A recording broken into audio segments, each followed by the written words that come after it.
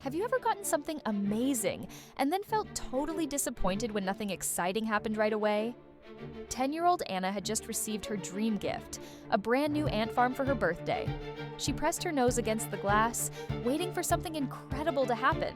But the ants just seemed to wander around doing absolutely nothing interesting. Meanwhile, Anna was struggling with her own problem at school. Her science project teammates weren't working together at all. Everyone wanted to do their own thing.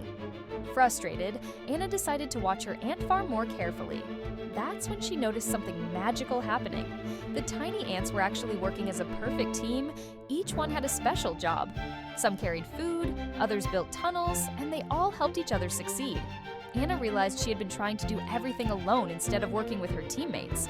On presentation day, she helped her group work together just like the ants. Sometimes the best things take time and teamwork.